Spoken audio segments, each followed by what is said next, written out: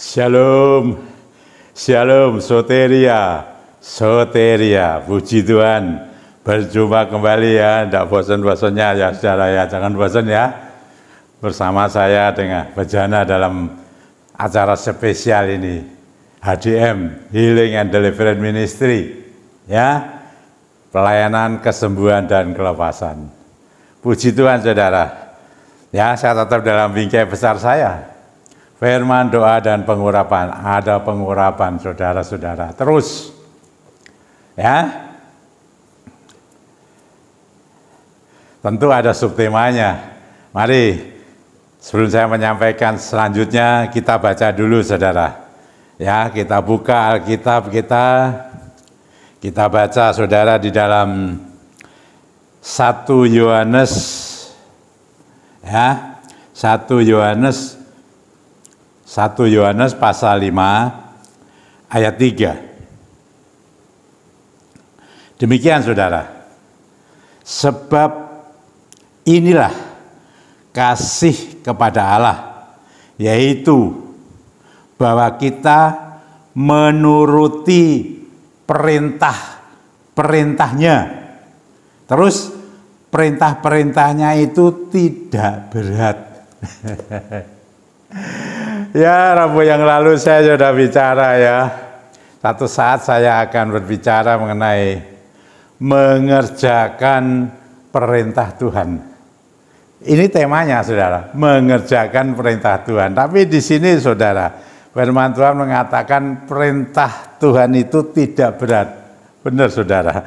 Berat apa tidak perintah Tuhan? Loh, ayo, saudara, masing-masing menjawab sendiri kalau mendapatkan perintah Tuhan. Ya, Anda tahu perintahnya apa? Menguntungkan atau mungkin dalam pikiran tidak menguntungkan, wah nggak mau begitu. Kita lihat bagaimana orang yang melakukan perintah Tuhan, kali itu perintah Tuhan loh ya, dan bagaimana orang yang menolak perintah Tuhan. Apa akibatnya? Semua ada akibatnya, saudara. Ya, dikatakan begini. Perintah Tuhan itu, perintahnya itu tidak berat, ya. Tapi orang-orang yang menuruti perintah Tuhan, itu kalau perintah Tuhan, ya, tentunya tidak berat, saudara.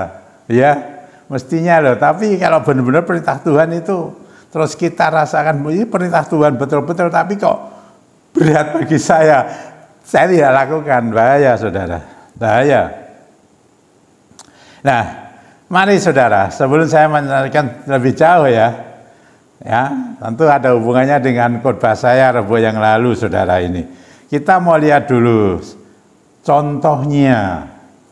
Tentu banyak contoh, saudara, tapi saya mau pakai ini, saudara, yang seringkali orang-orang juga berbicara mengenai ini, ya sering ya, coba saudara pastikan ingat.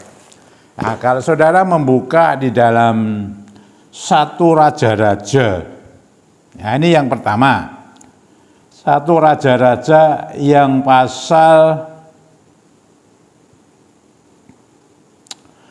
17, saudara, ya. Saudara dapat membaca mulai ayat pertama ya sampai seterusnya sampai selesai lah ya. Nah, di sana kalau saya akan membaca yang ayat 9. Di dalam ayat 9 ini saudara-saudara mulai dari ayat 7 sampai seterusnya, saudara, di sana judulnya Elia dan janda di Sarfat. Nah, sudah sering ya saudara ya. Puji Tuhan loh saudara. Nah, saya mau ayat 9 begini saudara. Saudara tahu kan mengenai peristiwa Elia dan janda di Sarfat. Janda di Sarfat ini orang miskin loh. Ya, orang miskin. Nah, sana saudara akan melihat apa yang terjadi, saudara. Ya, di sana ada cerita Nabi Elia kan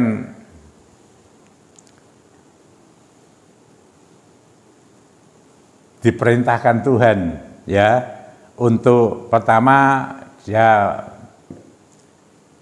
ke mana Sungai Kerit, karena waktu itu kan ada kelaparan, kekeringan yang luar biasa. Tapi Cepikurit sungainya juga mulai kering dan dia terus diminta untuk pergi, saudara. Ya, dikatakan begini, ya, janda ketika itu Nabi Elia ketemu dengan janda miskin di Sarfat ini. Nah, janda Sarfat miskin ini kan waktu itu sedang mengerjakan sesuatu, yaitu dia masih punya tepung segenggam dan dikatakan sedikit, ya, sedikit minyak dalam buli. Lah kok Nabi Elia ini minta dulu, beri aku buatkan roti, ya, lebih dulu, setelah itu kamu makan. Nah, ini janda di Sarfat kan ngomong, lah ini kalau ini saya berikan ke kamu, saya ini ya tinggal ini itu untuk saya dan anak saya, kalau enggak saya mati setelah itu. Tapi apa yang terjadi? Loh, tapi janda Sarfat ini melakukan, saudara. Melakukan. Nah, tapi kita lihat, loh kok dia berani melakukan dengan seperti itu, kok ibaratnya berani mati loh gitu, saudara ya. Ibaratnya saya gitu ya, maksudnya ya berani mati loh, kok berani beri kepada Nabi Elia itu. Loh, apakah itu karena kehendaknya sendiri? Oh, emosional. Kadang-kala kita memberi dengan cara emosi itu salah, saudara. Kita harus benar-benar ya, mentaati firman Tuhan itu benar. Tapi kita makanya selalu katakanlah, saya sendiri, saudara, kita belajar peka. Ya, jangan lalu kita itu kadang-kala ini kalau khotbah ya, Tuhan dengan perintah Tuhan, saya melakukan ini itu. Ya, benar, kalau benar ya baiklah. Tapi kalau emosional dari hasil daripada khotbah yang membuat orang terbakar emosinya untuk melakukan sesuatu begitu ya, memberikan sesuatu yang sebenarnya tidak ada. Maaf ya, kadang-kala kan diada-adakan begitulah ya. Itu bahaya, saudara. Saya beberapa waktu lalu saya melayani lah, tidak tahu itu bagaimana itu. Emosi atau bagaimana ya. Ketika waktu itu saya masih menjadi majelis, saya sering undang hamba-hamba Tuhan dari mana-mana, dari luar pulau juga. Waktu ada khotbah, lah sebetulnya khotbahnya itu kan mau membangkitkan jemaat untuk memberi. Ya, wah itu minta apa saja yang misalnya apa yang dipakai, ada mas-masan apa semua itu dimasukkan di kantong kolektor gitu loh ya. Nah itu kan seperti itu. Lah tidak ada, saudara, yang memberi, nggak ada. Ya, ini saya dengar dan saya ngundang hamba Tuhan ini ya, dari luar pulau waktu itu ya. Marah, saudara. Tidak ada yang beri, langsung arlojinya puas diserahkan. Ya itu di kantong kolektor, saudara. Nah itu jadi masalah juga kan. Ya, selanjutnya kami tidak undang lagi, saudara. Nah, seperti itu, saudara. Emosi, membangkitkan emosi dari jemaat begitu loh. Nah ini janda Sarfat apa seperti itu sebetulnya? Apakah itu sesukanya sendiri? Apakah itu dari perintah Tuhan? Karena saya jarang mendengar ya. Mereka hanya menyampaikan mengenai janda Sarfat, tapi tidak menyampaikan hal ini, saudara. Kita lihat di dalam 1 Raja-Raja pasal 17 ayat yang ke-9 begini, saudara. Ya, saya mau ayat 7 dulu, saudara. 7, 8, 9. Ya, itu begini. Tetapi sesudah berapa waktu sungai itu menjadi kering. Tadi itu saya ceritakan sungai Kerit ya, karena musim kering yang luar biasa. Sebab hujan tiada turun di negeri itu. Maka datanglah firman Tuhan kepada Elia. Bersiaplah pergi ke Sarfat. Nah, yang termasuk wilayah Sidon. Dan diamlah di sana. Ketahuilah, Tuhan bicara begini sama Elia. Aku Tuhan telah memerintahkan seorang janda untuk memberi engkau makan. Amin, haleluya. Ini loh jarang lupa ya. Ternyata janda miskin di Sarfat ini sebenarnya sudah diperintahkan Tuhan untuk beri makan Nabi Elia. Bukan emosi. Bukan emosi.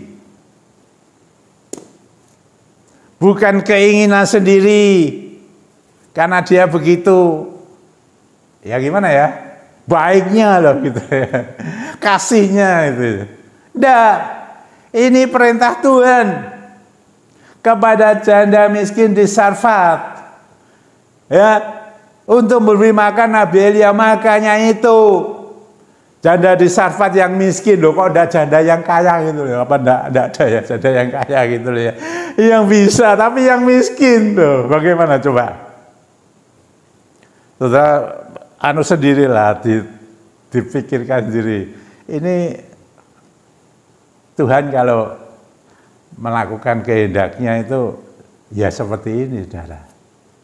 Ya, jangan, saya seringkali, maaf ya,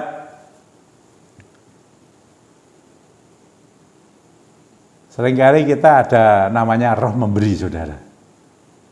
Ya, roh memberi. Itu tidak semua orang, saudara. Ini saya ngomong-ngomong dengan seorang hamba Tuhan, ya gembala jemaat gereja besar, saudara. Dia dokter teologi ya. Saya ketemu, saya ngomong-ngomong, ya saya banyak kenal ya, beberapa lah, tapi tidak banyak lah ya. Ya banyak, tidak banyak ya banyak, cara. Baik mereka yang S1 sampai S3. Saya ngomong-ngomong begini, saudara. Mengenai roh memberi, Pak. Bagaimana dengan penggembalaan Bapak dalam mengenai roh memberi, ya? Kok roh memberi ini tidak terus orang yang diberkati Tuhan luar biasa gitu loh, belum tentu punya roh memberi. Ya ceritanya banyak itu mengenai persembahan, ya, yang orang miskin itu cuma sedikit, tapi dari apa yang dia punya dengan orang yang kaya, tapi persembahannya kok gitu, kan berbeda. Itu sepertinya orang yang sederhana, biasa-biasa, kok lebih banyak yang punya roh memberi ya Pak, daripada orang yang kaya-kaya. Loh Bapak Gembala ini bener Pak Ino, bener ya. Dia bilang gitu, betul. Nah saudara, jadi saya nggak salah. Ini loh saudara, kita mawas diri aja kalau kita emang betul-betul dari perintah Tuhan dan betul-betul meskipun kita dalam kondisi seperti apa, berani melakukan, ada akibatnya loh saudara. Ya, ingat ya, ada ayat ya. Siapa meremehkan firman, ya, akan menerima akibatnya. Siapa mentaati firman akan menerima balasan. Ayatnya kan ada ya. Ya, ayatnya kan ada. Itu saudara-saudara. Nah, ternyata ini sebelumnya dia ketemu dengan Nabi Elia, Tuhan sudah memerintahkan janda ini. Lalu dia membuatkan untuk Nabi Elia dulu. Ya, dilakukan, memberi makan Nabi Elia. Mati enggak dia? Habis enggak? Enggak. Terjadi mujizat, saudara, yang dikatakan dalam firman Tuhan ini juga, saudara, kalau menyelidiki itu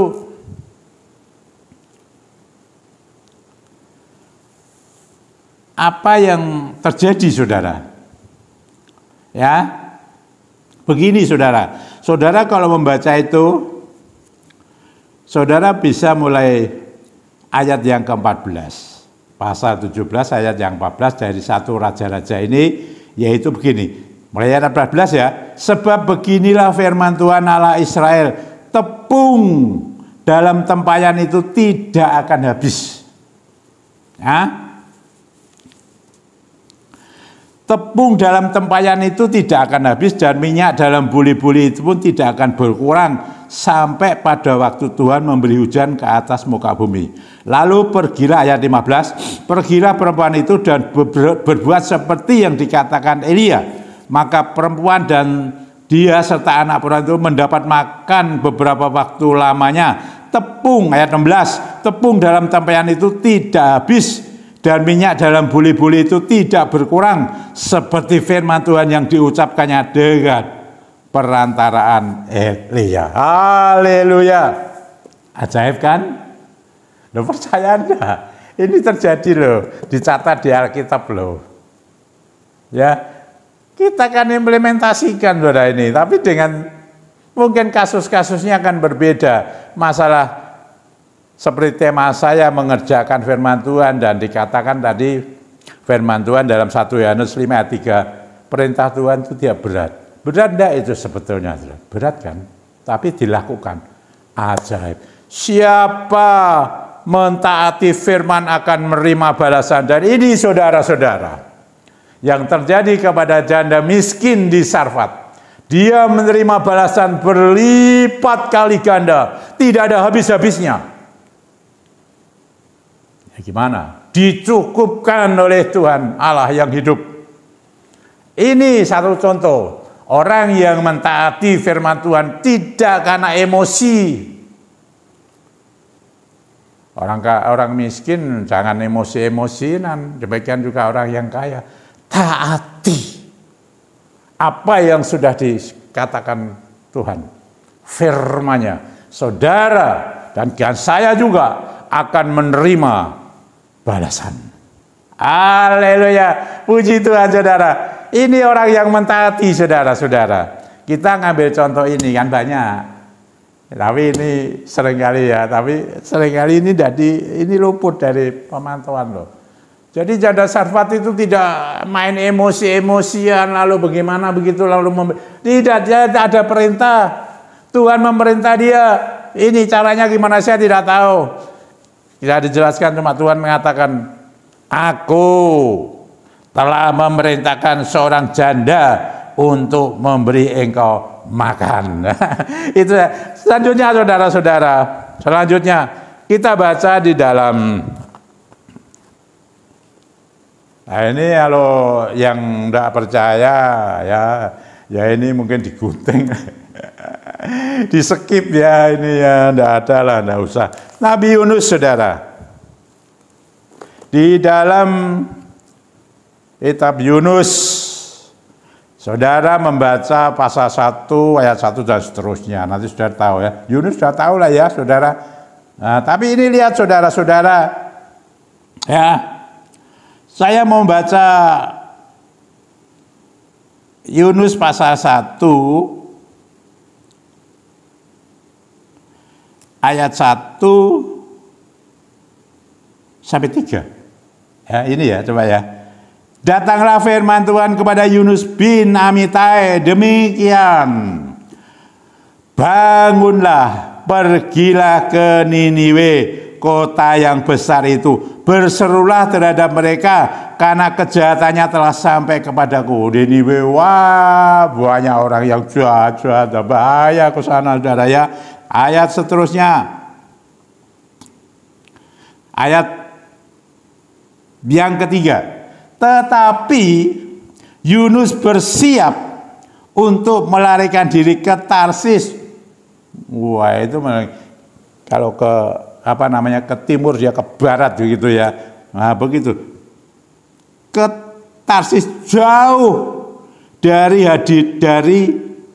hadapan Tuhan. Ia pergi ke Yafo dan mendapat di sana sebuah kapal yang berangkat ke Tarsis. Ia membayar biaya perjalanan naik kapal itu untuk berlayar bersama-sama dengan mereka ke Tarsis. Jauh dari hadapan Tuhan. Loh, jauh dari hadapan Tuhan. Loh, ini Yunus, saudara-saudara. Nabi Yunus, nabinya Tuhan, diperintahkan Niniwe.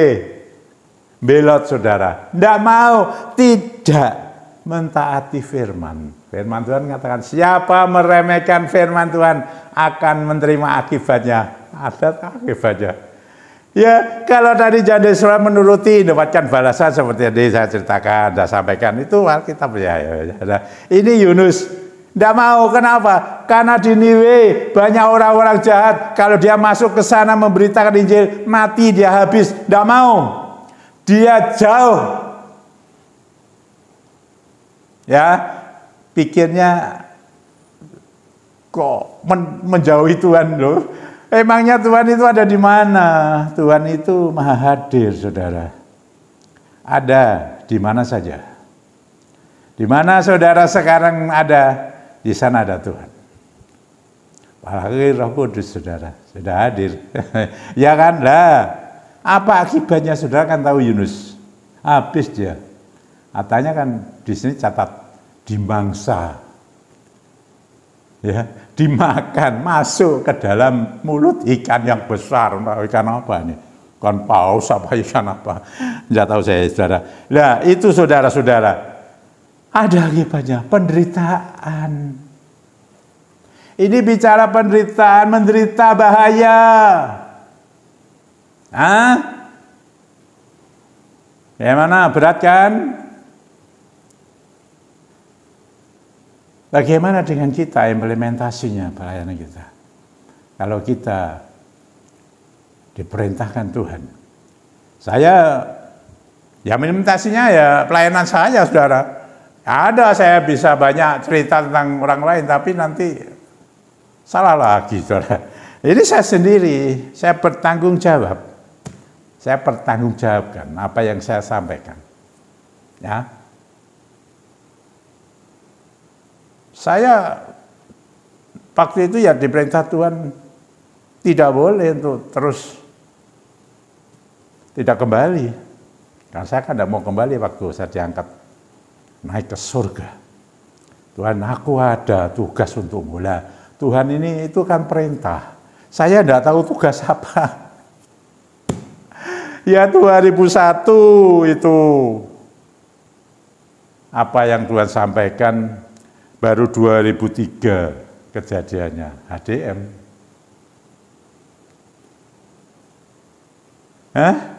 Wah, pelayanan mengebondah, saudara, emosi saya lemes.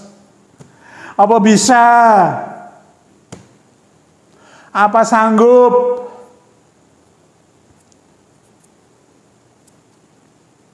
Saya melayani semacam itu. Ya pertama deliverance ministry. Pelayanan kelepasan, tapi 5 tahun kemudian kan ada tambah healingnya. Jadi healing and deliverance ministry HDM ya sejak itu sampai sekarang. Loh, saudara ini jangan meragukan apa yang Tuhan ucapkan. Kalau Tuhan itu yang sudah mengucapkan, tinggal kita mau tidak, berani tidak, mentaati tidak. Katanya kan tidak berat. Ini berat, saudara. Tapi dengan pertolongan daripada Roh Kudus, Roh Tuhan sendiri, saya lewati kan. Saya masuk. Loh bisa, saudara. Loh banyak mujizat terjadi kok. Loh ya tanya itu. Ya 5 tahun kemudian ada buku kesaksian. 5 tahun lagi, 10 tahun ada buku kesaksian lagi. Ya itu waktu itu kan yang pertama itu tebel-tebel loh, saudara. Saksian mereka ya saya hanya mau fasilitas. Belum fasilitasi aja itu kan butuh biaya. Loh biayanya dari mana? Besar. Tuhan cukupkan kalau Tuhan yang mau. Tuhan cukupkan, betul-betul Tuhan cukupkan. Judulnya Deliverance Ministry, apa kata mereka? Kedua, mujizatnya tidak pernah berubah. Ya, Itu nggak ada apa-apa. Tidak ada sarananya, saya sudah bilang. Tidak ada sarana yang kita pakai ya. Saya ngomong firman, ujian dan doa.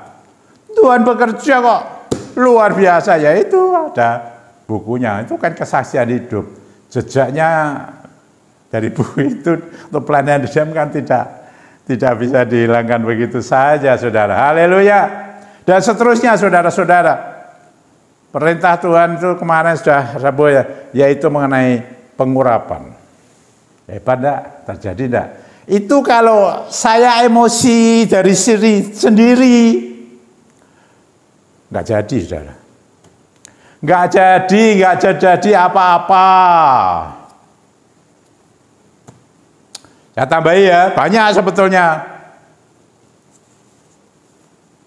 Ketika saya sedang,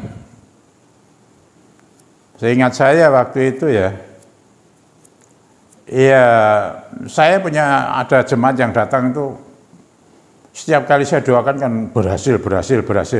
Sulit pun berhasil. Saya pikiran saya, orang ini kan, wah, ini benar-benar anak Tuhan nih. Ya, betul-betul berhasil, saudara. Tapi satu saat, ya saat teduh, saudara, Tuhan ngomong sama saya. Perintahnya kepada saya, beritahukan kepada dia. Dia nyebut nama orang ini. Berubah. Kalau dia tidak berubah, dia akan berhadapan dengan pedang. Loh, wah, berani enggak, saudara? Nanti kalau salah gimana, saya? Bagaimana kalau saya itu salah, saya mesti, wah ini ya menggetarkan juga, saudara.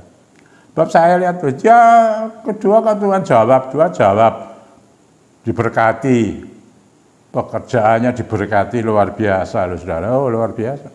Tapi Tuhan mengatakan seperti itu, ya udah, saya lakukan, saudara. Ya bener kok. Nah, dia tidak mau berubah, saudara. Resikonya besar. Ketika firman Tuhan itu disampaikan, tidak ditaati. Hati-hati. Saya hati-hati. Saudara yang dari perintah Tuhan, hati-hati. Tidak berani main-main, saudara. Memakai firman Tuhan yang bukan dari Tuhan. Saya diperintahkan Tuhan untuk membuat ini, membuat itu. Persekutuan ini, persekutuan itu. Apa sajalah. Tapi karena bukan dari Tuhan, tidak jalan, saudara. Bahaya kan? Bahaya, tidak laku. Model-model seperti itu, ya. Nah, kita buktikan. Kita mau jadi manusia itu yang wajar-wajar saja. Kalau bukan dari Tuhan, ya jangan bilang dari Tuhan. Tapi kalau dari Tuhan, meskipun itu ada resiko, pengurapan minyak ada resiko. Ada satu lagi, saudara, mengenai penyembahan. Saya tidak tak jelaskan lah, saya tidak buat polemik. Jangan bilang yang sudah bertahun-tahun, modelnya ya seperti itu, tidak ada apa-apa. Nah, tempoh hari saya dengar firman Tuhan, ada khotbah Tuhan, bertahun-tahun seperti itu, belum tentu benar. Belum tentu benar.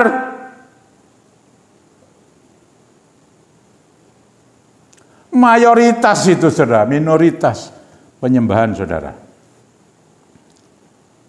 Bagaimana kita menyembah kepada Tuhan yang sebenarnya? Saya juga menyampaikan itu, saudara. Sudah pernah saya sampaikan lah.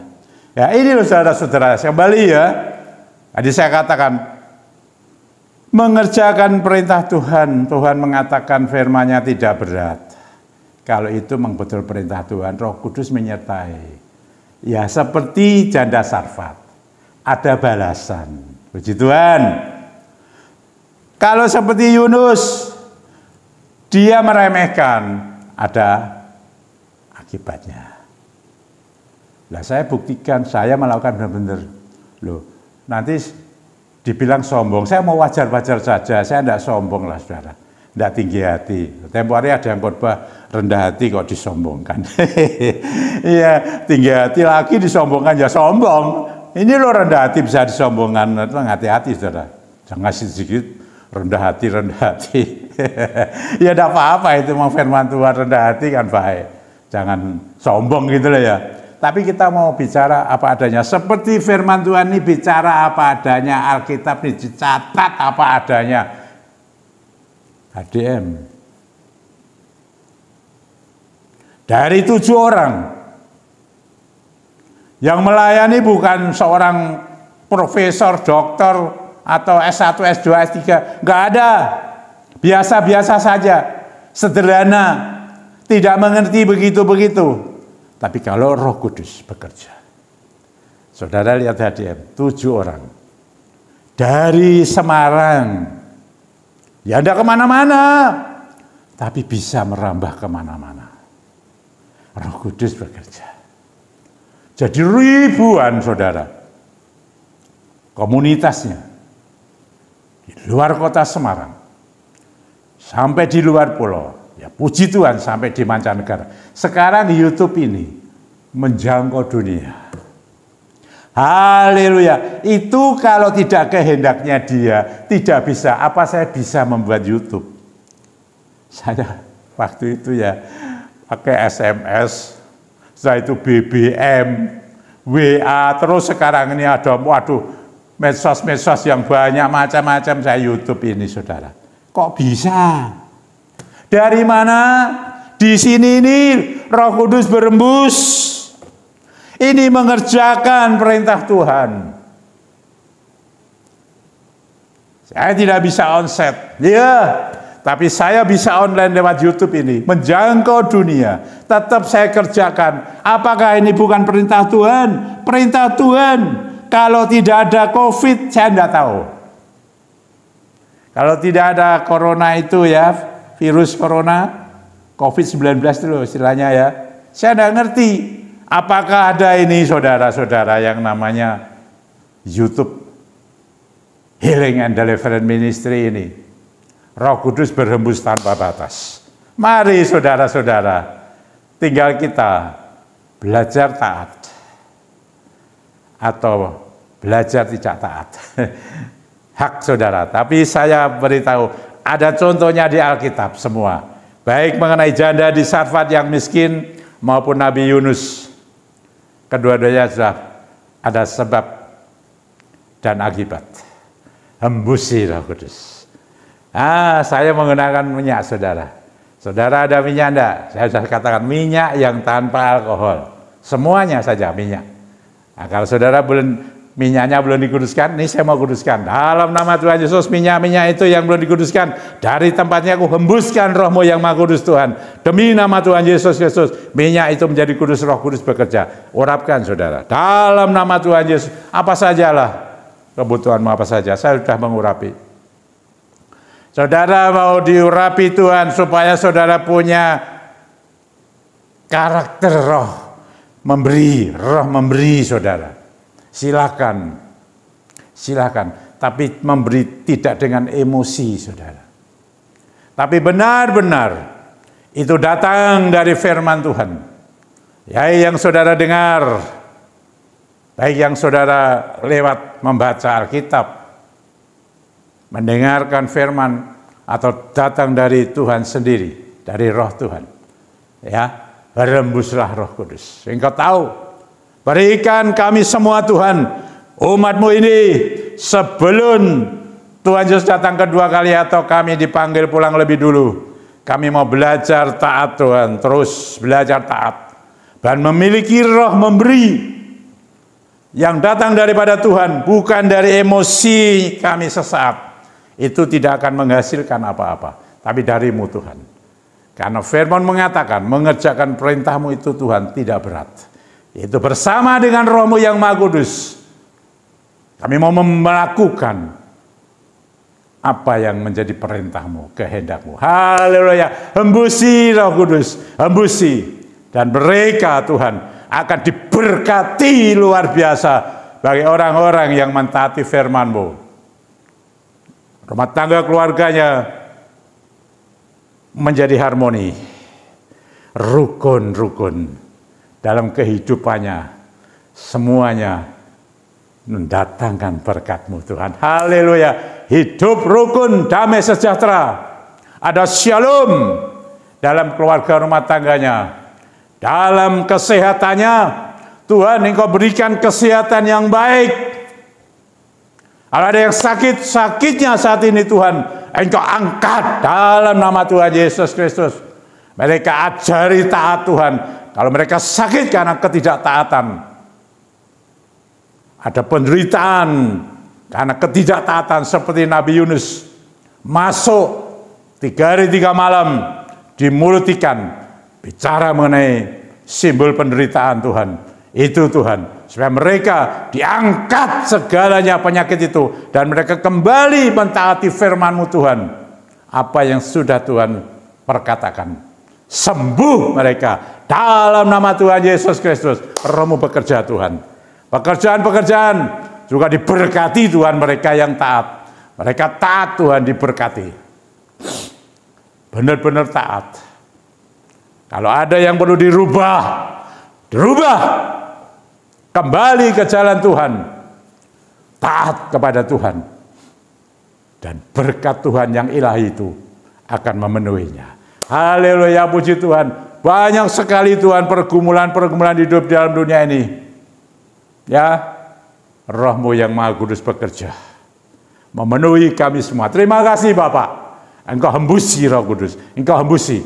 Menjamah bahkan aset-aset yang belum terjual dengan cara yang ajaib di kondisi yang sulit ini, karena Engkau berdaulat Tuhan. Engkau kirim pembeli dan membeli aset-aset itu dengan harga yang baik, yang sesuai dengan kehendak-Mu. Dalam nama Tuhan Yesus Kristus, berembuslah Roh Kudus. Dan banyak Tuhan, mereka yang butuh pemulihan-pemulihan, baik pemulihan rumah tangga keluarga, pemulihan kesehatan, pemulihan dari pekerjaan, pemulihan apa saja. Tuhan, segala sesuatu yang perlu dipulihkan, dipulihkan dalam nama Tuhan Yesus Kristus. Sambil menanti kedatangan-Mu yang kedua. Haleluya, puji Tuhan. Terima kasih Bapak. Hormat kemuliaan bagi nama-Mu. Jadilah kehendak-Mu bagi kami semua ini. Terima kasih Bapak. Haleluya. Amin. Soteria, soteria. Sampai berjumpa kembali saudara. Dengan saya berjana ya. Rabu yang akan datang.